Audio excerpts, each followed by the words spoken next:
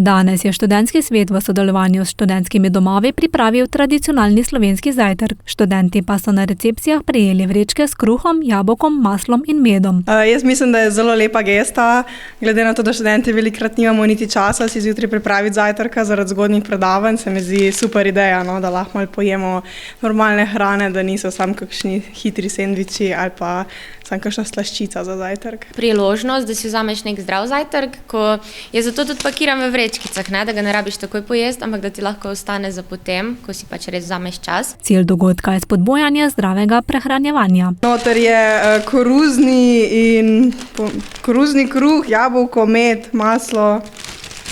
Zgleda super, no? Preverili smo, ali je bila v vrečki res zdrava hrana. Promoviramo res to slovensko pridelano hrano in pa tudi pomembno zajtrka, ker je pa vseeno najpomembnejši obrok dneva, ne? Pri študentskih domovih imajo tudi visoke grede, preverili pa smo, ali študentki na njih kaj delajo. Jaz mislim, da trenutno ima to bolj čez uprava študentskih domov oziroma zaposleni, verjetno gospodinje, tako da študenti so zdaj malo manj aktivni na tem področju, upam pa, da se malo bolj aktivirajo. Sprejet je bil nov zakon na področju študentske prehrane. Zdaj je bil sprejet ZUPŠ-2, ki v bistvu omogoča, da bone koristimo do polnoči vsak dan.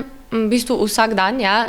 Torej bonov je več, kot jih je bilo prej. Mislim, da jih je zdaj za vsak dan, ne samo za vsak delovni dan. Poleg tega pa se mi zdi, da bo zdaj tudi mogoče hrana malo bolj dostopna študentom, zato ker se je zvišala subvencija. Tako da bomo zdaj v bistvu plačevali, mislim, da nekje 1 evro manj. Veliko restavracij z študentskimi boni se nahaja v neposredni bližini študentskih domov. Imamo kar nekaj dobrih restavracij, tako da se mi zdi, da smo kar preskrbljeni, no. V bistvu vsi kampusi imajo veliko dobrih restavracij okoli.